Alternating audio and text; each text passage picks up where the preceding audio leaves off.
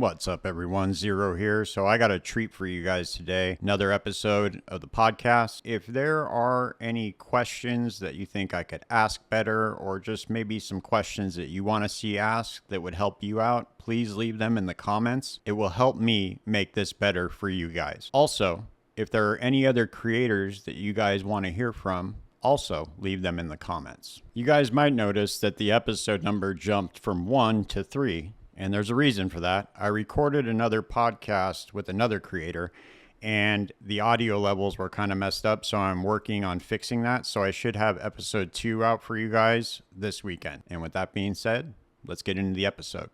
Okay, cool. So for people, obviously most people are going to know who you are already. But for people that don't, coming in new, can you just introduce yourself and maybe how you got into playing Path of Exile? Sure, yeah. I'm Dreamcore. I make videos on YouTube talking about Path of Exile mechanics, different interactions. I like to especially cover unique items. It's one of my favorite parts of the game. And I started playing Path of Exile in patch 3.10, Delirium League. I actually remember specifically that a good friend of mine kind of said that he had been playing the game for a couple of weeks at the time, and there was a new release coming up the very next day. And I remember it kind of vividly because this was the time when there was the COVID-19 pandemic, lockdowns had just started. And, I was kind of, work had kind of dried up, right, because of the pandemic.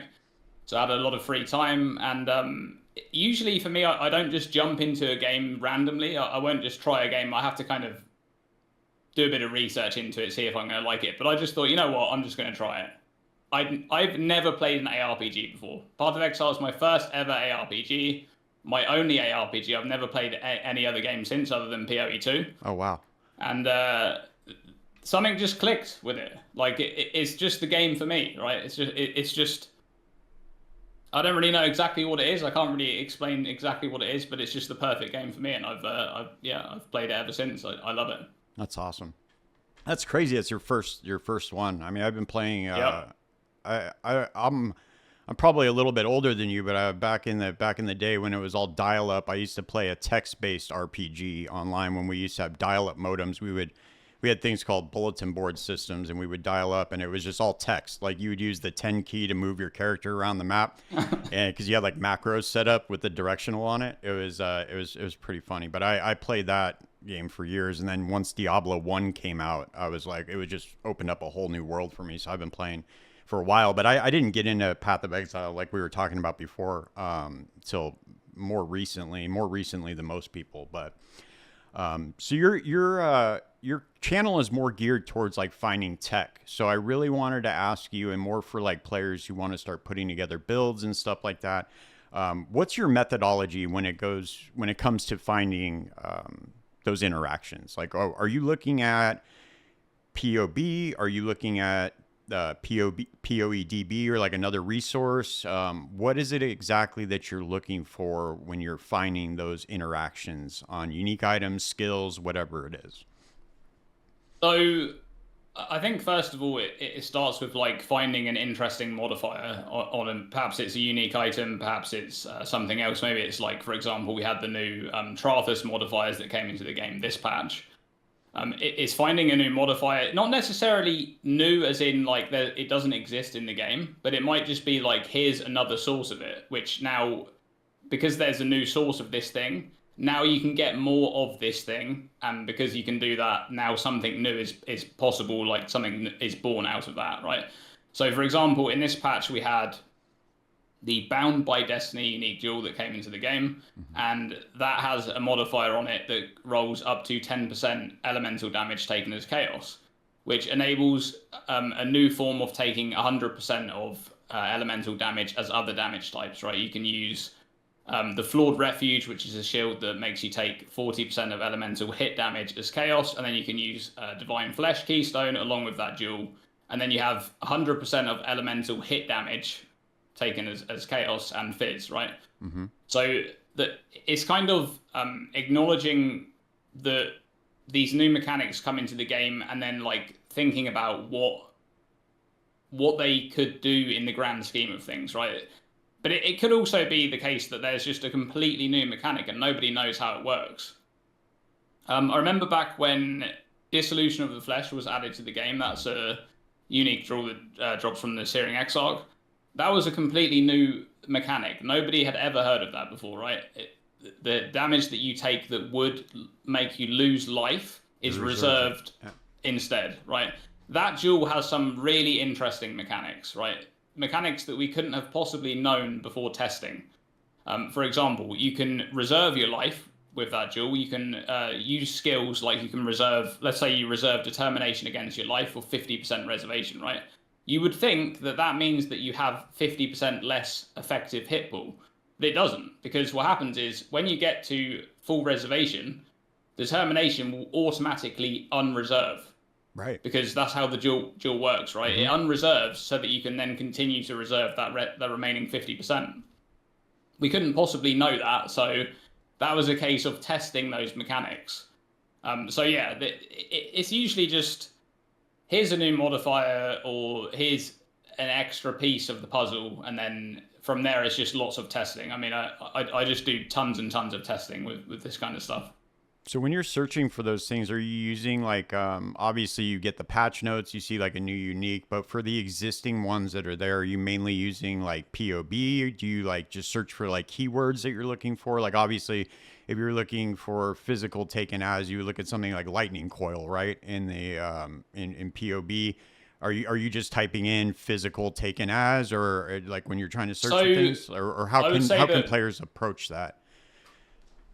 Okay, so for me personally, most of that stuff is just in my head. Like I just have like a, right. I just could pull up things, right? But one of the best resources, in my opinion, is the Path of Exile wiki and the POE database, right? POE DB.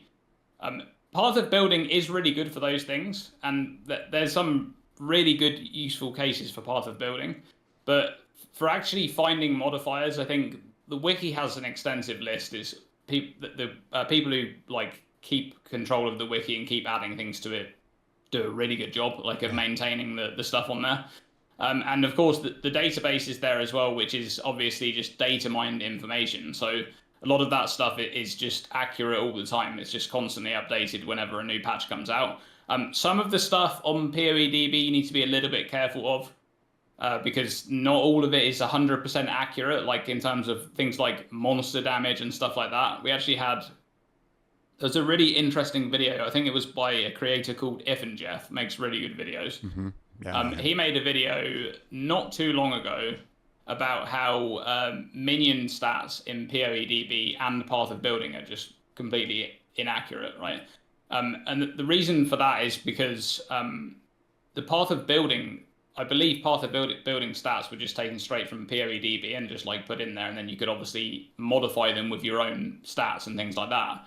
But the actual base numbers were incorrect. So people were either getting an overestimated amount of damage for their build or an underestimated amount of damage, right? So what was happening there was like build creators were taking these things for granted, and then what was actually happening in game was not quite accurate, right? Which is part of what I think is happening there with POB is that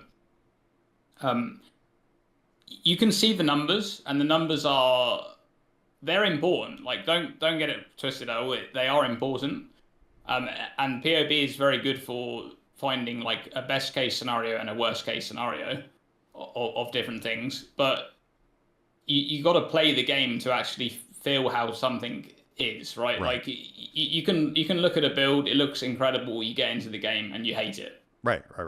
Even if it's a good build, right? It might be the best build in the game to someone else, but to you don't like it. So yeah, I think in terms of like using those different systems, the wiki, POB and POEDB, they all have their own uses.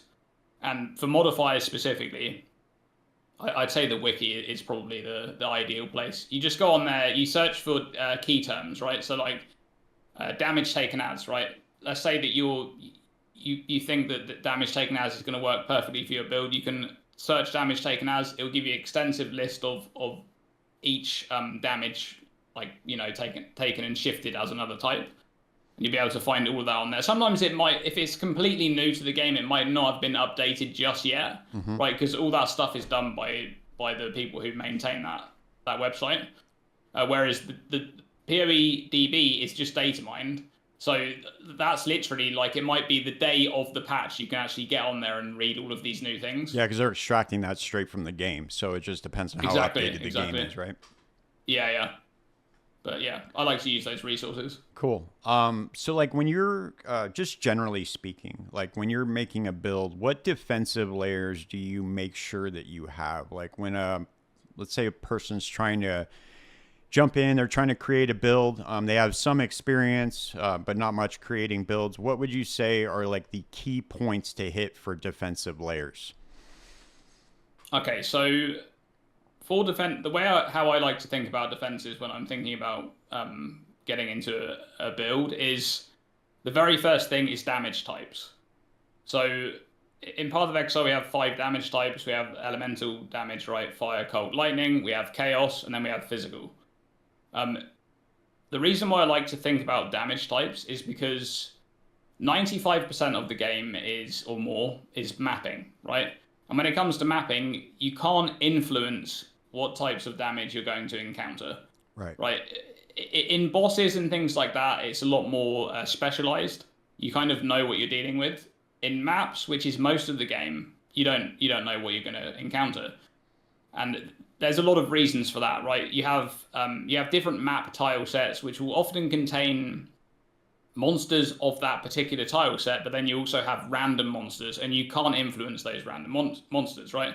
Then you have magic monsters and rare monster modifiers. You can't influence that. Right. Then you have the pressure of completing your atlas, right, for the first time when you first start playing. And as you kind of go up the map tiers, you need to run magic maps, rare maps, and then rare corrupted maps. And in that kind of league start scenario, you don't really want to waste maps. So you actually end up running maps with modifiers that you don't want to run. Correct. And once again, you can't really influence that, right? Here's a rare corrupted map. You corrupted it, and now all of the modifiers changed, and one of the modifiers is Fizz as extra chaos. You didn't want to run that, but you're probably going to run it anyway. So you can't really influence these things. Even on top of that, there's auto modifiers. There's the new memory influence modifiers, right? All these things that kind of stack up on top of each other. So one of the biggest reasons why that's important is because physical damage specifically is the one outlier, right? We have elemental damage and chaos damage. They all have their own resistances, and the game is kind of built around you having those resistances capped out. And physical damage is just this outlier. There's no physical resistance, right? And there's not really... When you look at... So there's a lot of complaints on the forums, on the Reddit, about one-shots in PoE, and almost always the one-shots are coming from physical damage. Right, because this is like the one problem is physical damage. Some builds kind of have an easier job than others with it, right? If you're starting out on the left side of the tree, let's say you're playing, slams or something like that, you are having an easier time of it because you have easy access to endurance charges, right? Maximum endurance charges. You can invest into ways to gain those charges fairly easily. You're probably going to be wearing pure armor base types. You might be speccing into armor on the tree. Your Ascendancy, for example, might even have armor scaling in the case of Champion or Juggernaut, things like that. So those builds already have kind of easy access into scaling physical damage mitigation right off the bat. But there are other places on the tree that don't have this kind of easy access to those things, right? One of the worst places on the tree right now in terms of balance when it comes to this thing is the bottom right hand side of the tree, right? Around the ranger area there. If you're playing like a right side attack build in that location of the tree, physical damage is a real problem. Right. You can invest into evasion, you can invest into block if you want to, but these are avoidance layers, they're not mitigation layers, right? So once again, we go back to that one shot. The problem of one shots is that you have these layers of avoidance, but they're not always going to be there, right? In the case of evasion, evasion's not a random system, it's an entry-based system. So you're going to avoid this many hits, and then that hit is going to hit you. Right. And when it hits you, you're taking full damage if it's physical damage. If you have no mitigation layers, if you have no armor, you know, no endurance charges, no fizz taken out, anything like that, then you're taking the full damage of that hit, and it's probably going to kill you, right? Because even though physical damage in the game is lower comparatively to elemental damage in terms of like monster damage, it's lower because there's no resistance, right, for it. So the assumed amount of mitigation that you have is considerably lower, but it's not zero, right? They don't expect that you have no mitigation, and so this is why a lot of the one shots happen. So I think that one of the important things is solving for each damage type. That's how I like to think about it. If I personally play hardcore, right? So if I'm never going to touch a build where I can't reasonably solve a damage type. Right? If I can't reasonably solve some kind of mitigation for a damage type, especially physical damage, then I just can't play it. It's just not a thing at all, right? So yeah, playing to your strengths in terms of location on the tree is one big thing. And in the case, like I said there, of like the worst case scenario, where it's like the bottom right hand side of the tree, you need to kind of offset your location on the tree by using other methods. So, for example, lightning coil is a really good one. That one gives you a bit of armor, a bit of evasion, but it gives you 50% of fizz hits taken as lightning. So, you know, if you're able to cap your resistances, that is a huge amount of physical damage mitigation just with that one item. And then, yeah, as I said, just it's mainly playing to strengths on the tree from that point onwards. You know, right now we see Energy Shield is really, really popular. And one of the reasons why Energy Shield is so popular is because it kind of has the upside of being able to ignore physical damage by way of having sheer amounts of hit pool. Right. So you have like 3 or 4 times the amount of effective hit pool of a life build. That is completely absurd, right? When you just think about it, no, you don't need any layers of extra mitigation or avoidance if most of the hits in the game, like even the big ones, wouldn't even take away half of your hit pool, right? Right. If you have good recovery on top of that, then you're golden, pretty much. And beyond that, there's kind of thinking about the how to phrase this.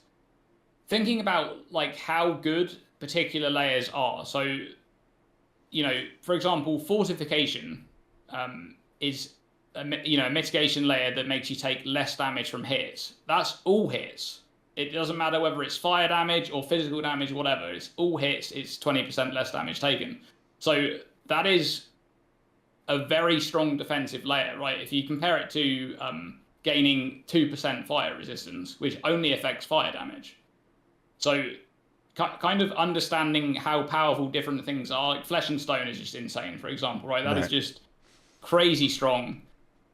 It affects all damage types. As long as the way it works is there's like an aura, and it scales linearly from the middle to the outside, right? Even if you increase the area, the middle zone, which provides the most damage reduction, doesn't actually scale. So you need targets to be fairly close to you to get the maximum reduction, and then but scaling the area, it still has the benefit of that like linear scaling increases. So right on the edge, they might be 1% less damage, but then get to the middle and it's like 20%, right? Which is really, really powerful. But that affects all damage. So that's just a great layer. And then once you have good mitigation layers, the last thing you want to think about is when you do take damage, how are you going to recover your resources? Because, you know, chip damage is a very real thing. Like, doesn't matter how much avoidance you have or mitigation, you are going to get chips down. So having good recovery is a thing. Sometimes you're like really specialized into one recovery. You might be a Slayer and you're just all in on Leech, and that's fine. But for most builds, you're not going to be specialized into something. So you kind of want a bit of each thing. You know, you want like a bit of regen. You've got some Leech. You got your life flask there if you need it, right? So it's just having a good way to recover up those resources. Wow, that was an in-depth answer, man. That's awesome. That just goes to show you ask one question with this game, and it's like you can just go on and on and on. It's the complexity is pretty wild. So just to ask you like the inverse of that. So when you are creating a build, like what type of offensive layers, just generically speaking, like what are you looking for on the tooltip, like if you're but for both attack and spells, like what are you looking for on the tooltip? Is there something that usually draws you to like a skill? Do you just usually stick with the same type of skills, or is like an archetype that you like? What things are you looking for on those skill gems as well? So I think initially when thinking about offense, if you're starting with a skill, that is right. If you begin thinking about a build, you're thinking about a skill. The first thing is like the skill mechanics, right? That each skill has its own mechanics. Some of them are very different to other skills. Like you could take the most basic example might be like heavy strike. Heavy strike is basically a glorified auto attack. It just does a lot more damage than an auto attack. There's no other hidden mechanics or anything. It's just heavy strike. Let me think of an example. Flamewood, right? Flamewood support is I've played that quite a few times, so I'm quite familiar with that. So Flamewood support is a support gem you can link to a totem, and whenever the totem gets hit by enemies, it will create fire projectiles like mortars that will rain down on the enemy, right? Now, usually it fires one projectile. But unlike other skills that fire projectiles, if you add projectiles to it, they all overlap and deal full damage to the target. So they will just shotgun the target, which is not really a thing, right? Shotgunning got removed a long time ago, as far as I'm aware. It was happened before I started playing. But it doesn't really happen anymore in terms of player skills. If you add projectiles to a skill, what usually happens is it increases the amount of targets you can hit with that skill, but one target usually can only be hit by one of those projectiles at a time. But for Flamewood specifically, you can add projectiles to that skill, and whenever an enemy hits that, it will fire all those projectiles, and every single one of them will deal all of its damage to the target. So that's a skill-specific mechanic that you need to be aware of, right? That's like the first most important thing, is fully understanding your skill. And part of that is understanding how its damage is going to be scaling. So taking the Flamewood example, it deals fire damage. It's pure fire damage. The projectiles deal pure fire damage. Then it's a projectile, so it also scales with projectiles. And then it's an area hit. Wherever it lands, it deals area damage. So immediately you have, you can scale it with elemental damage, you can scale it with fire damage, projectile damage, area damage, right? That's immediately you have like a bunch of tags there that you can tap into when you're thinking about all of the different things. You need to be a little bit careful about this. So, for example, Lightning Strike, right? Lightning Strike, really popular last league. It's been nerfed now, but the mechanics of the skill is it does like a melee hit and then it does a projectile afterwards. Now, if you spec into melee damage, you're only going to be increasing the damage of that first melee hit. It's not going to interact with the projectile at all. So you need to be kind of aware of efficiency in terms of what you're investing into, right? You don't really want to invest into a bunch of melee damage on Lightning Strike because the projectiles will deal no damage. So you want to kind of go a bit balanced there, or mostly focus on scaling for the thing that you want to scale. So in the case of Lightning Strike, it's probably going to be the projectiles because they're like the thing that can do a lot in terms of clearing and stuff like that. So beyond that, you then have the, I don't know how to call it, the sections or the damage multipliers, right? Like this is where you want to take a fairly balanced approach. I would say you don't want to go like all in on one thing, but in some of them you can do that. So, for example, depending on the skill, you might spec into cast speed if it's a spell. But cast speed might not be that beneficial if it's a damage over time spell. Right. So that's you got to consider things like that, or attack speed if it's an attack. For a totem build, it could be the maximum number of summon totems. Right. There's a lot of different things that you can apply specifically to the skill. Then you have increased damage. So this is the most common way of scaling your damage. You're going to see it all over the passive tree. it's in a lot of places in the game. And you need to be aware that these things are all stacking additively. So, for example, going back to the Flamewood skill there, it doesn't matter whether I have increased fire damage or increased projectile damage or increased area damage, all of those things stack additively together. They are one multiplier. So that's going to be your most common thing that you can get, but it's still important, right? Because if you have a build that has a bunch of the other stuff and you have no increased damage, you're missing out on a huge amount of damage. So it's still important that you get that. Then you have your more multipliers, which all stack multiplicatively with each other. This is most typically going to be from your support gems. That's the most obvious one that every build gets, or almost every build. And then it's going to sometimes be from like ascendancies, right? Ascendancies get some more multipliers, and there's a few other niche examples of more multipliers as well. But they are really powerful, so they're nowhere near as accessible as increased damage, but they're very important. And that's the more multipliers is an example of one way you can go all in on that, right? You can go all in on getting as many of them as possible because they are so powerful, because every time you get one, they are stacking multiplicatively, and that just, you're continuously rolling your damage out rather than increased damage where it's like you're getting diminishing returns, right? Then you have like damage type specific stuff. If you're dealing physical damage, you might have stats that allow you to, if it's a hit, you might have stats that allow you to bypass physical damage reduction on a target. And then, for example, if you're dealing fire damage, you might have ways to lower fire resistance of the target. You might have fire penetration, things like that. And I would say the last thing is ways of increasing the damage that the target is taking. Good example of this is a chaos damage build using Wither, right? Wither makes the target take 6% increased damage per stack, up to 15, so 90%. Then it can be scaled with Wither effect, so you can get even more. All of these increases to damage, even if they're for different types of damage, they're all stack additively on the target. So if you have Wither and Shock and Intimidate, right, all those things stack additively.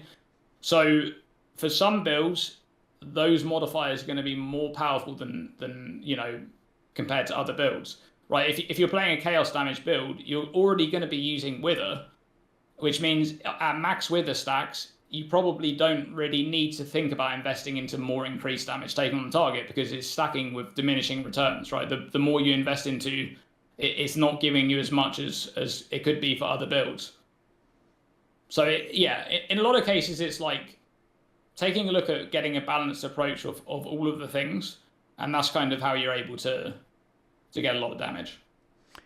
So what is the what would you say is like, I don't know if what's the correct way to ask this? Like, what would be a good beginner, I guess, not beginner, but somebody who's like wants to get into creating builds, what would be a good offensive defensive setup that they could kind of toy around with that's kind of easy to scale in both directions? Is there something like that exists that maybe comes to mind, like something that would be easy for them to kind of toy around with, just what, like with all the information you've already given, like what's something that they could take that and apply it to kind of practice how the interactions work? Is there something that comes to mind? I mean, it is very like build specific and where you are on the tree and things like this. So like, as I said, you want to play into your strengths, but I think just generally, like for example, if I'm playing, let's say I'm playing a chieftain, I like playing chieftain a lot. And if I'm playing a chieftain and I play SSF, so if I don't get Cloak of Flame, then I'm probably going to be playing a body armor that's like a pure armor base type. And I'm going, because I can't get like a good amount of physical damage taken as fire, I want to spec into armor and additional physical damage reduction as like my way of solving physical damage. So there's like a really basic example of solving for that like left side of the tree is you want body armor, like an armor base type, pure armor base type, and you want additional physical damage reduction on the suffix. The way how additional physical damage reduction works is, unlike armor, it also works for damage over time, so it's kind of good as like an extra defense against things like bleeding and stuff. But the interaction with armor is that the calculation for armor, providing damage reduction will be worked out first, and then that additional physical damage reduction comes in and gets added on top before the reduction's applied. So it's very, very effective against larger hits because, armor gets worse against big hits, and additional physical damage reduction is always going to provide that percentage that it says.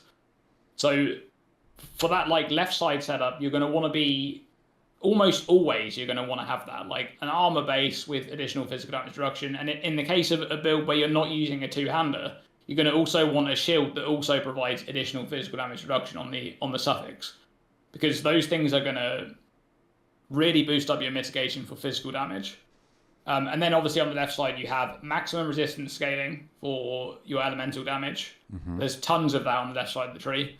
And you also have endurance charges, which are really, really important. Again, endurance charges provide additional physical damage reduction, so you're getting even more of that stat, improving your physical mitigation. But they also provide elemental damage reduction, which is stacking multiplicatively with resistances. So it's another calculation comes after resistances. So that's the left side of the tree. It's like a really basic setup for defenses. Obviously, as I said, there's other ways to solve it. Like if I was playing a chieftain, if I could get my hands on Cloak of Flame, I would probably do that, right? And then you could think about playing Dawnbreaker instead of the shield, because then you can get up to 60% fizz taken as fire, right? So you can solve it in a different way. If I'm playing on the right side of the tree, I'm going to be focusing on evasion, because evasion is kind of very readily accessible there. But I think what I like to do is consider things that you may not immediately think of. There's a Wind Dancer keystone on the right side of the tree.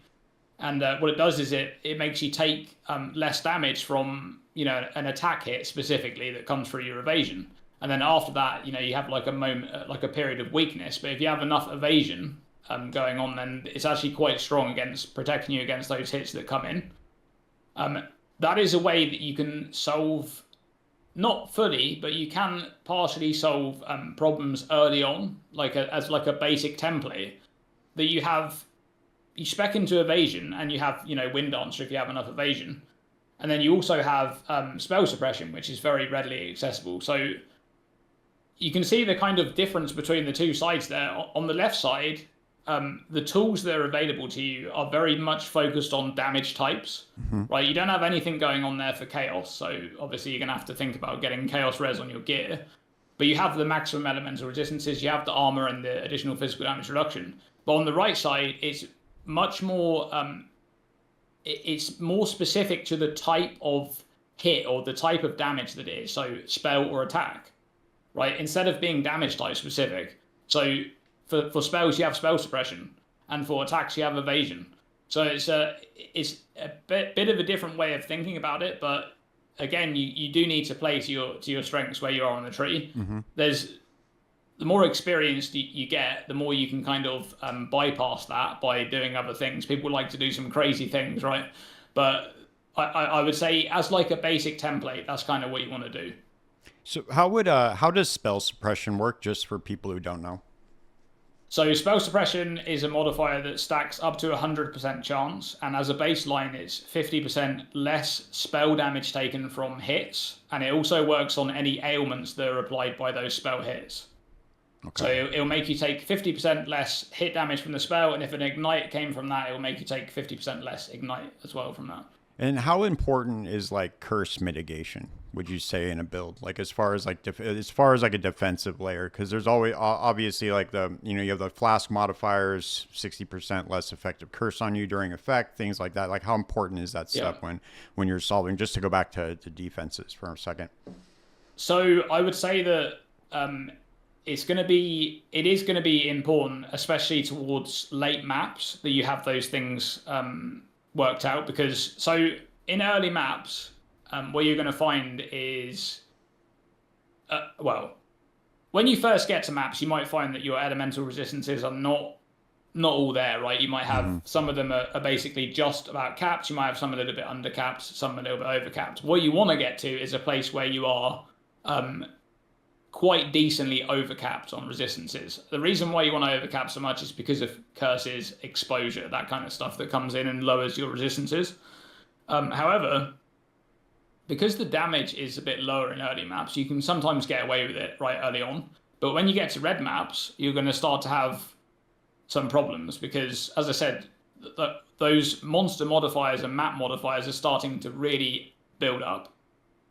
So if your resistance does get lowered by a curse below its maximum, you are suddenly taking so much more damage, and that's how those one shots happen, right? You start to take a lot more damage.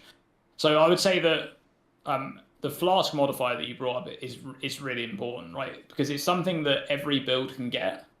And usually when you're mapping, even though you may not have any kind of investment into flask effect or flask duration or anything like that, most builds can keep their flasks up almost permanently whilst they're mapping.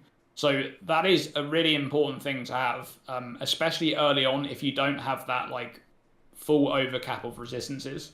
Like, because, you know, some curses are not that impactful to you, right? If you get cursed with Enfeeble, like, you're dealing a bit less damage. It's not really that bad, right? If you get cursed with Flammability and you're suddenly 20% below the res cap, well, you're taking so much more damage than you otherwise would have been taking. Vulnerability is another really bad one, right? If you get cursed with Vulnerability and then you get hit by an attack and that attack bleeds you and you suddenly just die. I mean, bleeding is one of those things. I almost always use Ralakesh as the minor pantheon on almost all of my builds because it's just incredibly powerful. Because it makes you take, firstly, it makes it so that you don't take the extra damage from moving while bleeding, which is, you know, that's extremely dangerous. That's kind of how you usually die. Right. And then the other part is that while you're actually moving, you take reduced damage from that physical damage. So it's like a doubling down on, it basically completely flips bleeding on its head, right? Any bleeding that you have, you're going to take so much less damage from it. But yeah, I didn't know how powerful the Pantheon was when I first started, and because you know, it's not really explained if you're just going through the campaign.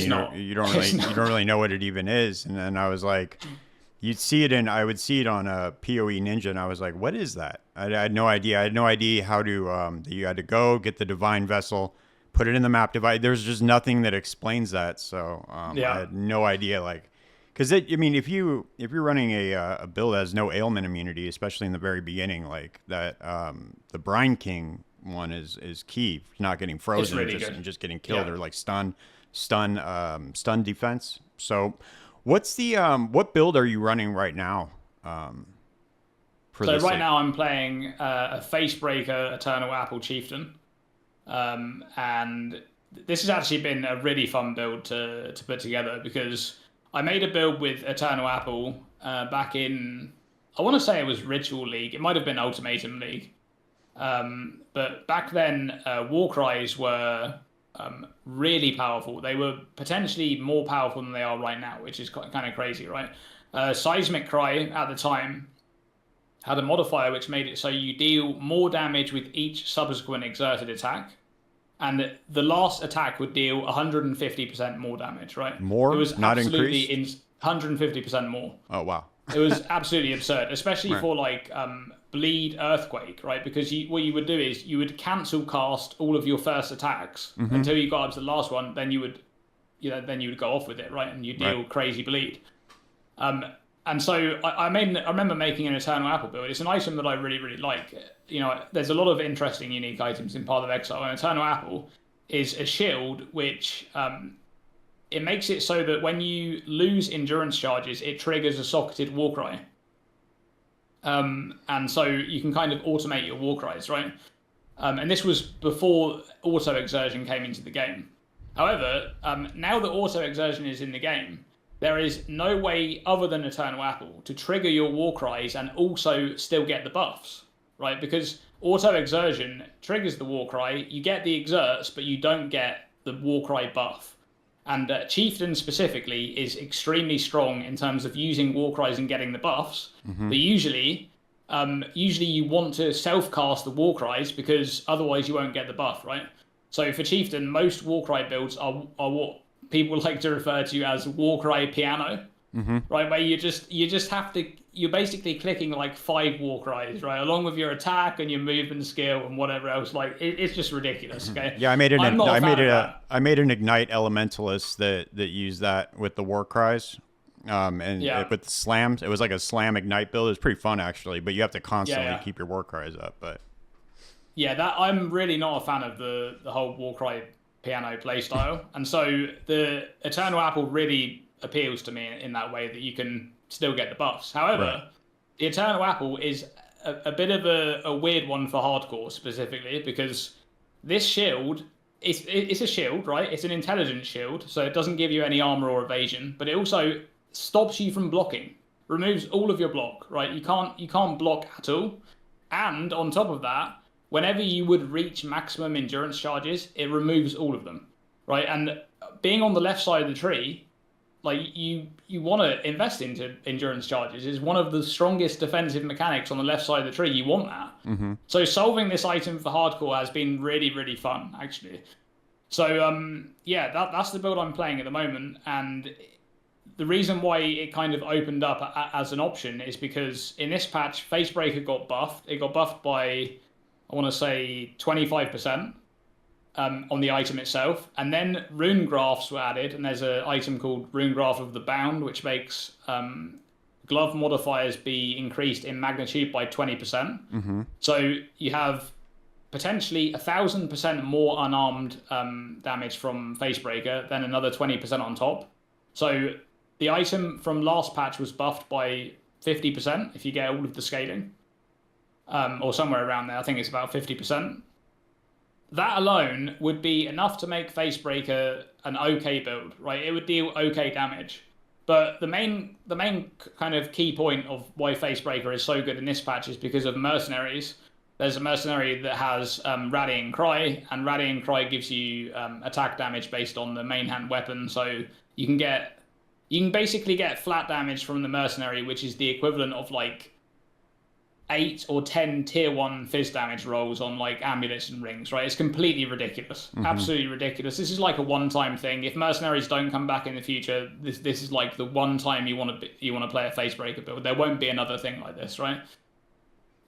So yeah, this is kind of combining those things together, and yeah, as I said, it's been really fun solving Eternal Apple for hardcore, because a lot of builds like to use, there's a thing called Replica Fragility, which is a jewel that makes you lose an endurance charge every second. And then there's a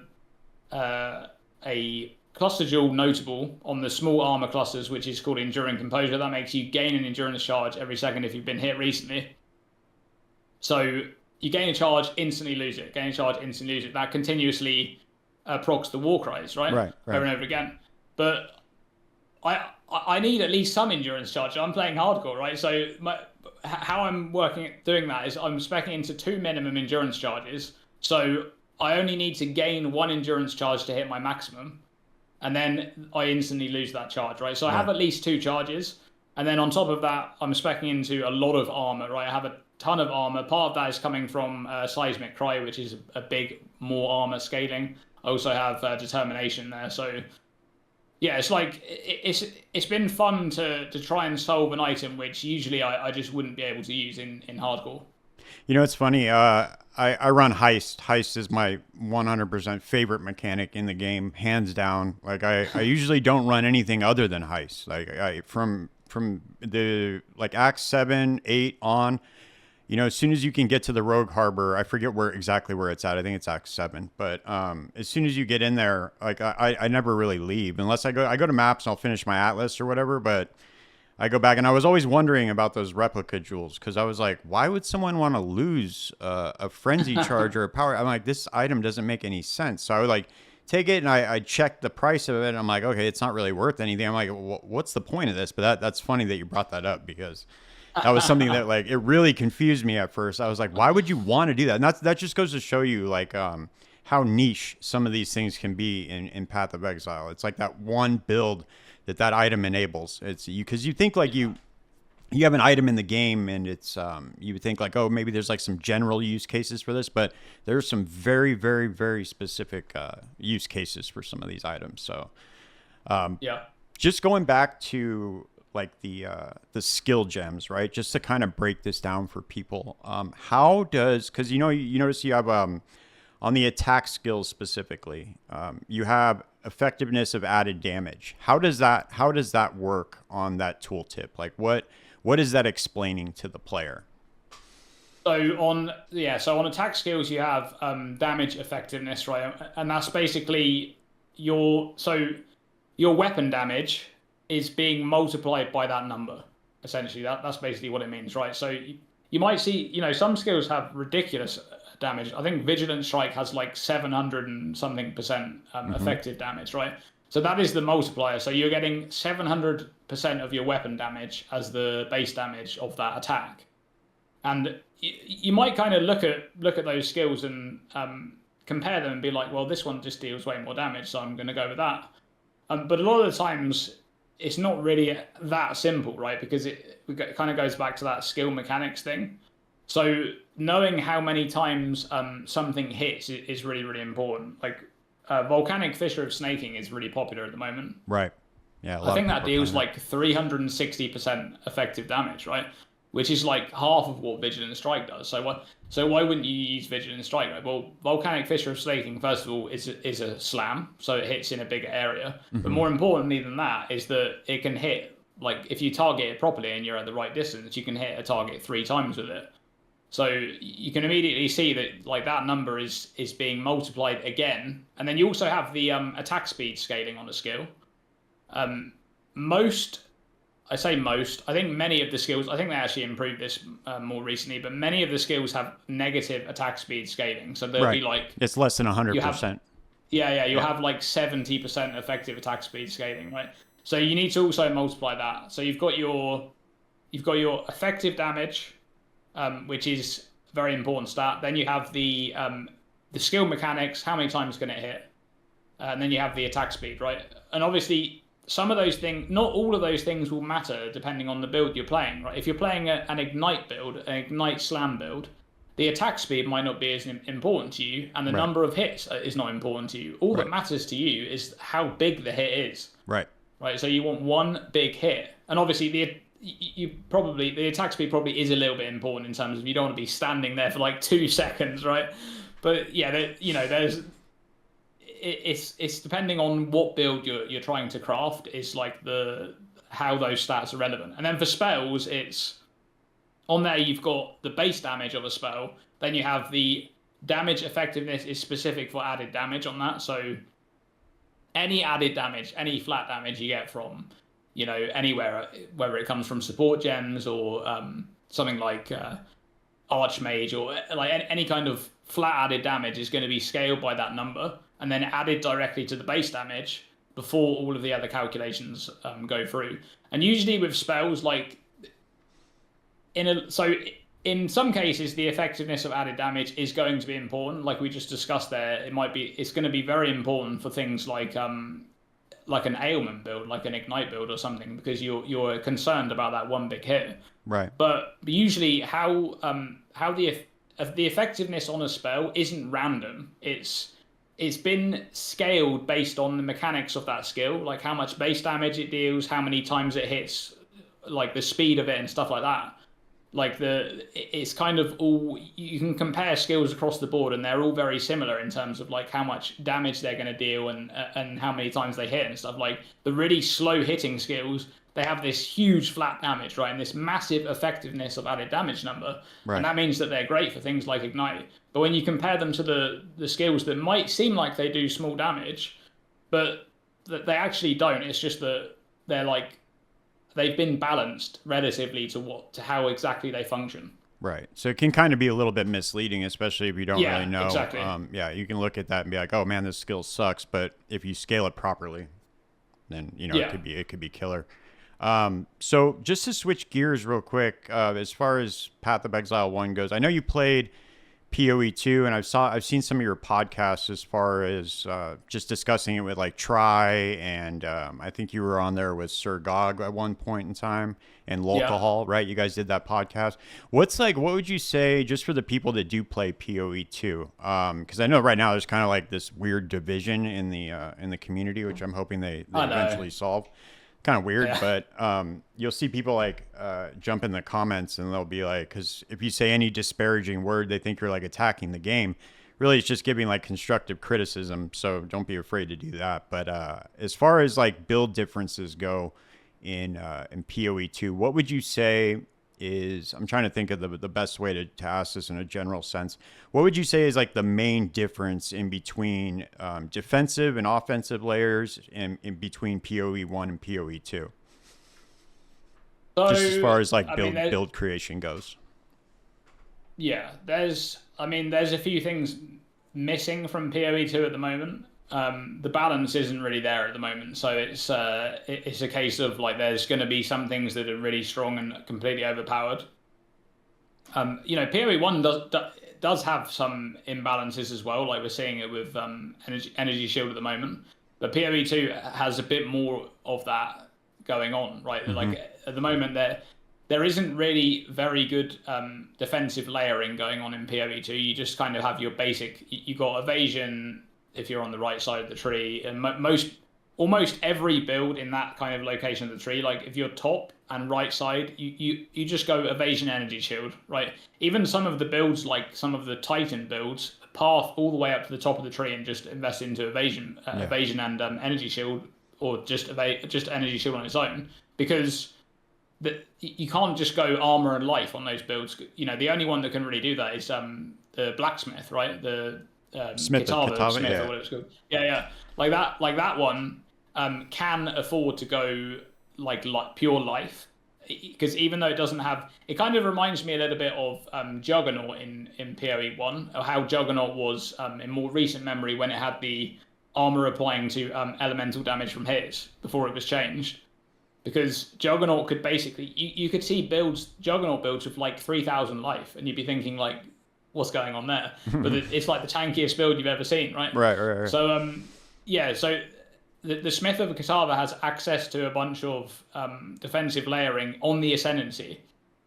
You can get 90 max res, which is insane, and you can get a bunch of fizz taken as, you can get a huge amount of regen, like I think it gets like 5% life regen, which is just absurd. It's the equivalent crazy. of like 10 notables on the tree, right? It's actually insane. So yes, some Ascendancies can afford to do things a bit differently, but right now in PoE 2 things are a bit imbalanced. Now I do expect them to fix that over time, and what I expect is going to happen is that PoE 2 over time is going to look more and more like PoE 1 in terms of like the options that you have available. That's kind of what I expect them to add those things in over time, because right now you don't really have access to any of that stuff, right? You're basically shoehorned into like, I'm at the top side of the tree, I have to go energy shield because there's just nothing else. Right. And if I'm at the right side of the tree, I have to go evasion because there's nothing else. So that's the main difference right now, is that in PoE 1 you have more options available to you, and you can take advantage of those options in many different ways. Whereas in PoE 2 at the moment, you just don't, the options are not available for you. You kind of have to do this one thing. But I do think that's gonna change in the future when they add more things to the game. Yeah, it sounded really. I don't know if you caught the. I talk about this all the time, but I don't know if you caught the Q&A that Jonathan did in China. I think I watched Try's recap of it. Yeah, it's it was done. It was on their. I'm guessing that's China's like YouTube type site that they had. You can't really find it on the regular YouTube, but it was pretty interesting.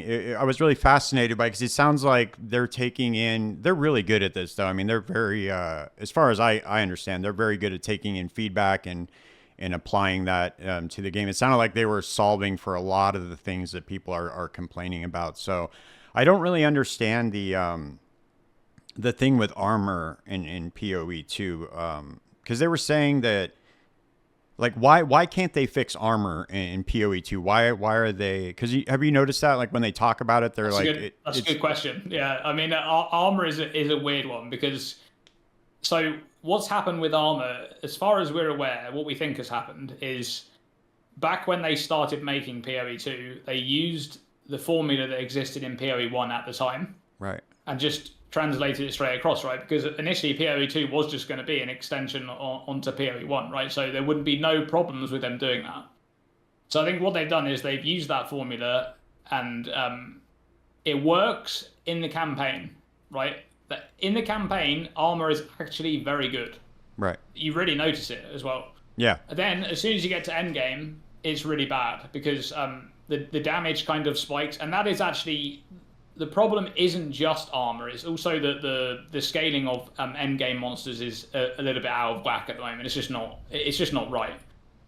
So it's not just the armor formula being bad. It's also the other side of that. The damage numbers are a bit high.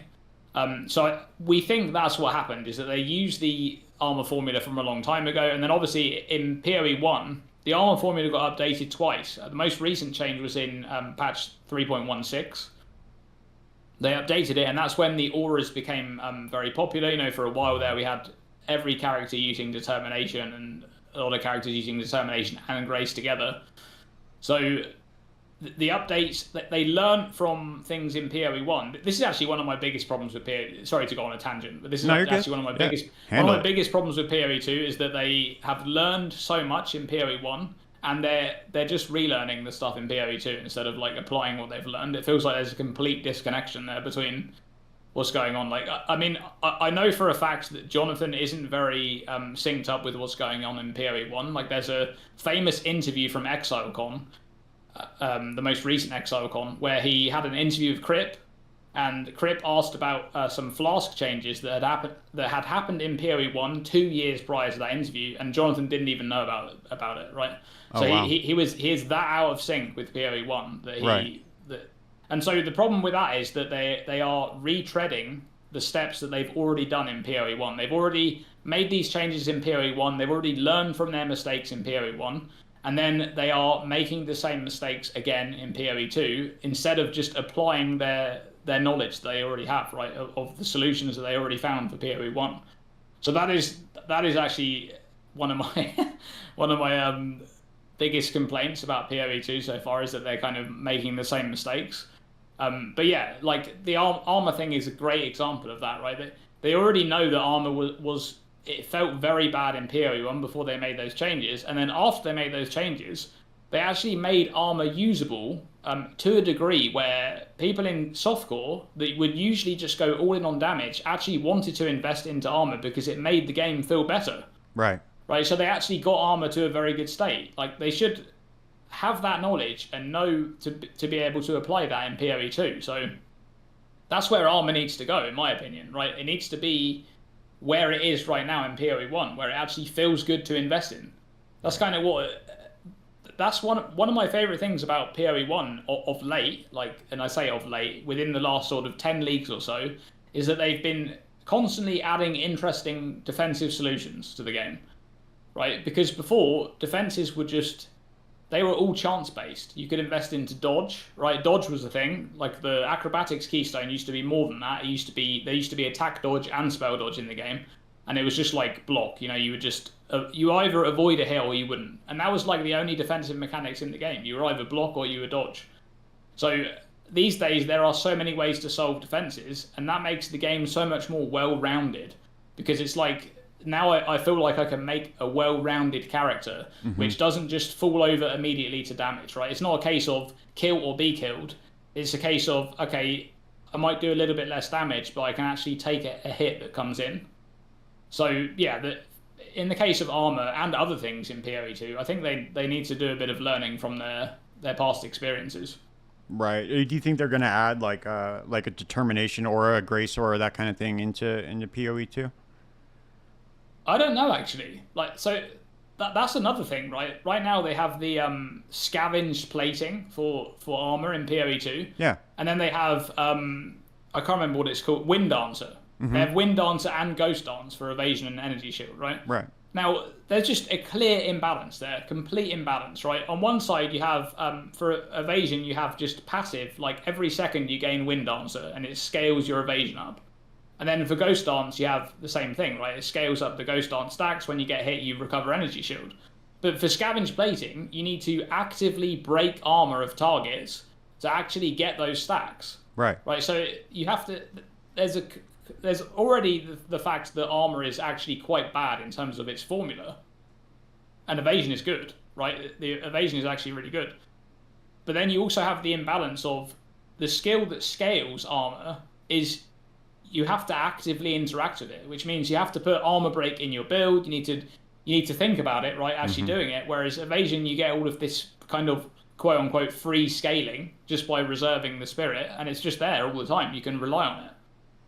So yeah, I don't know whether they're going to put determination into the game. I mean, I guess determination could just be something like Wind Dancer, right? It could just be something very similar where it's called, I don't know what you would call it, like let's say it was called reactive plating or something, right? Where it's like you get hit and suddenly your stacks kind of diminish a little bit and then it goes up again and it provides more armor. I don't know exactly how it would work, but something like that needs to be in there because that is also part of the problem, right? Is that there's just a very clear imbalance there.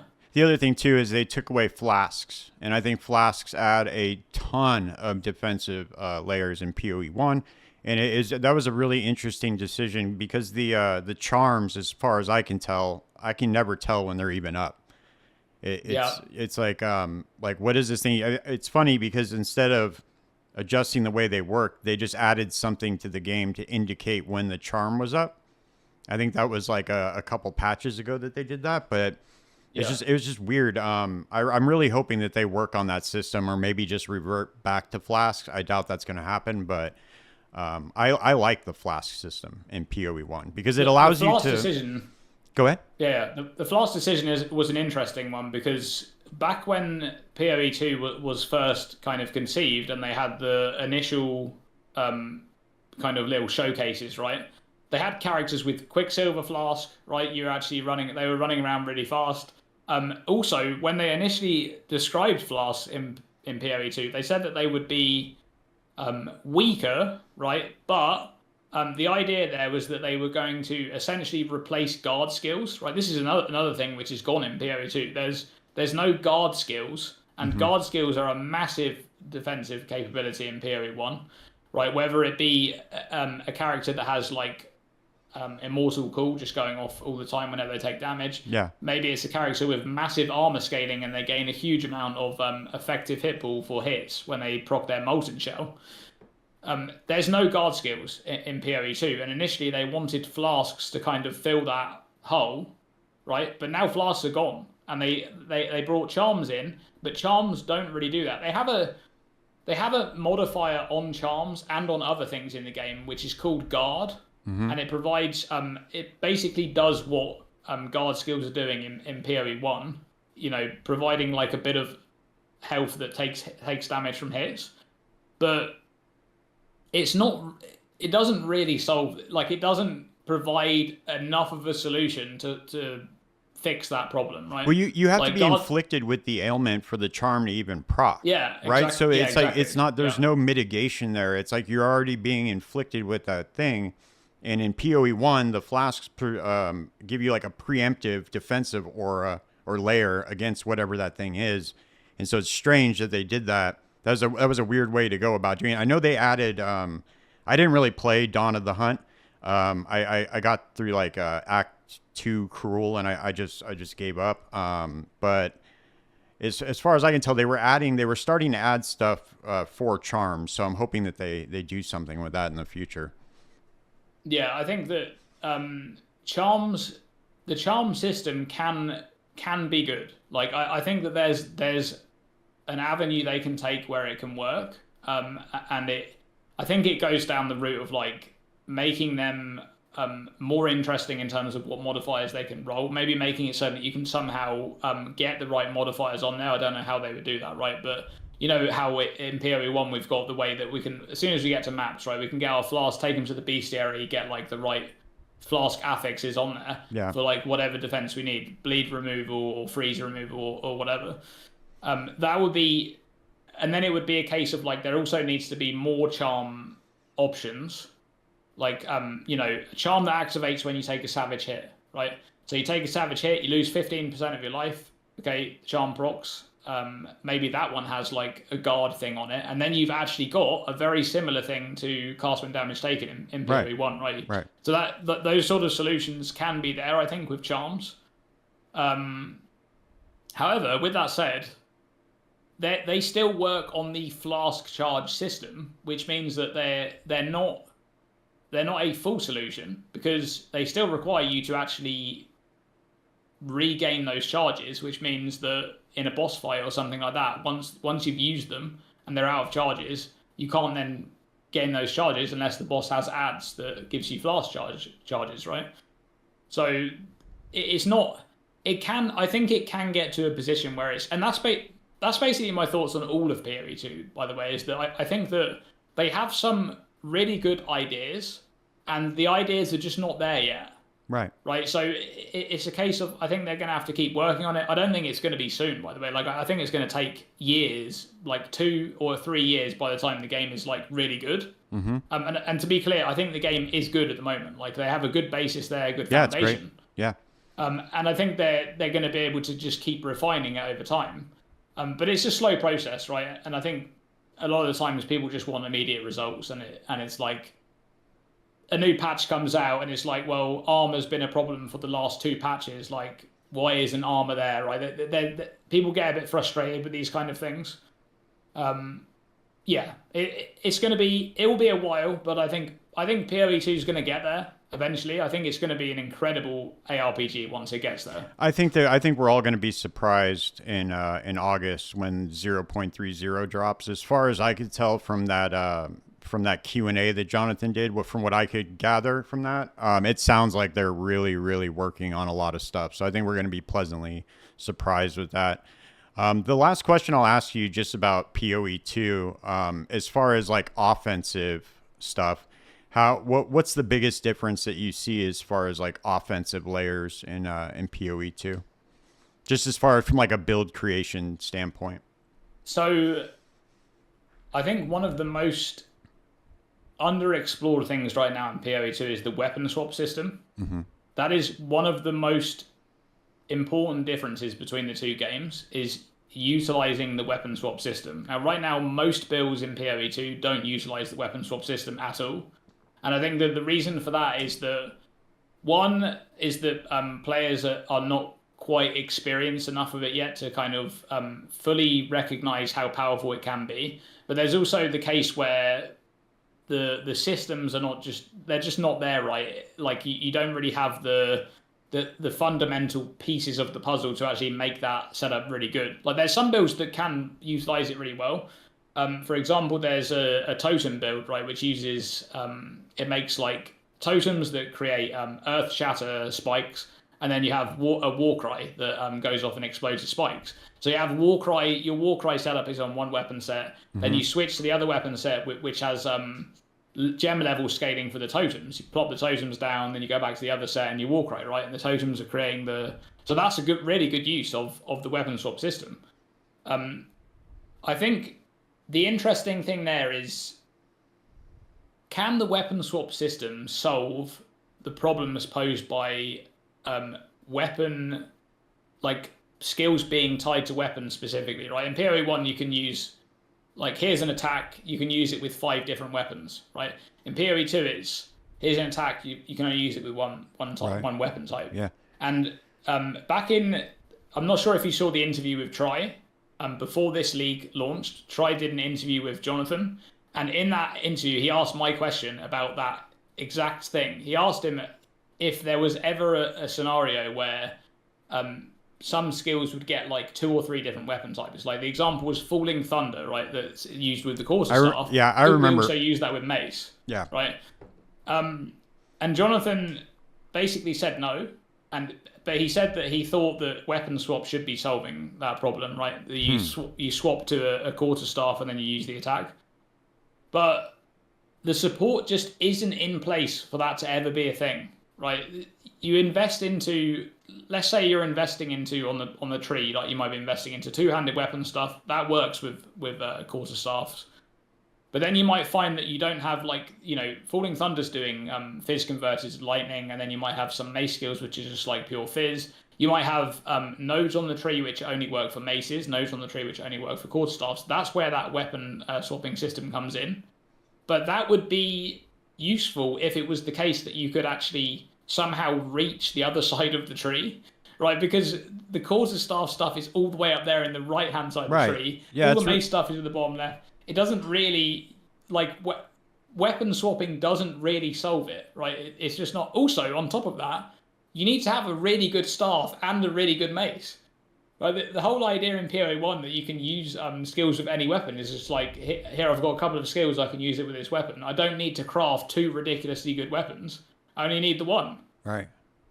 Having to craft 2 crazy weapons, right, and you have that on your weapon swap is just, I don't know, that in my mind that solution doesn't really work, and it doesn't really solve what I was going for there, which is the buildcraft aspect of it, right? Right now, buildcraft in PoE 2, you feel so pigeonholed into these things because you only have access to those things. Right. To give you a really good example of this, Hammer of the Gods, right?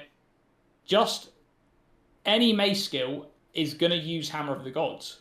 It's just a foregone conclusion. If you're not using Hammer of the Gods, you're doing something wrong. Like, it's a cooldown based skill. It deals insane damage. Why wouldn't you use it? It's not like you don't have the gem sockets to use it. Right.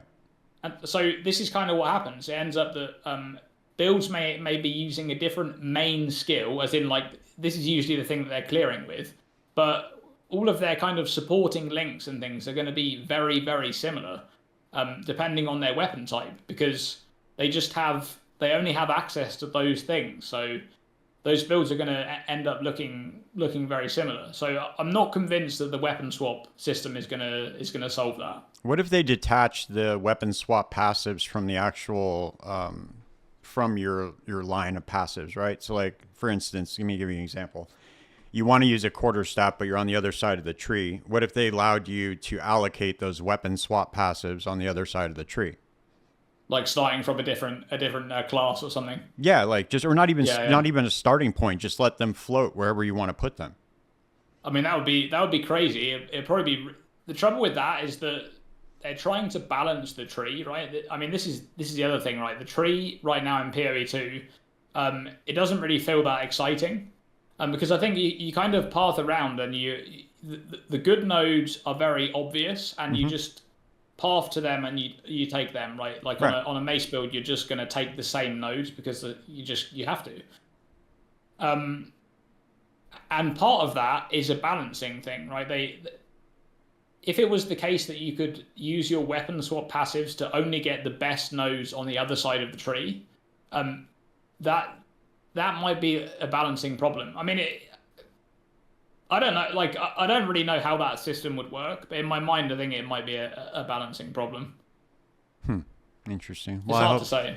Yeah, no, for sure. I hope they. Well, I'm sure they'll figure it out, dude. I mean, the game they said is going to be up for full release this year. I don't know if that's going to be possible. They did say that they're ignoring whether or not the content's going to be ready. They're just going with deadlines now. So we'll see what that looks like, if they're actually going to stick to that and release PoE 2 this year. I'm really excited. Druid was always my main character when I played like old school Diablo 2. When I played that text-based game way back in the day. That was my thing. It was Druid. So we'll see what happens. I'm hoping that gets added to the game. It should be very cool. There should be some cool tech with that. I'm sure that they're gonna fix the passive tree. The passive tree in Path of Exile 1 is a work of art, in my opinion. It's incredible. The things that you can do in there. It's like, I don't even think that all builds have been made in Path of Exile 1. And there's just so many different combinations. It's like almost infinite, man. So I don't even think that.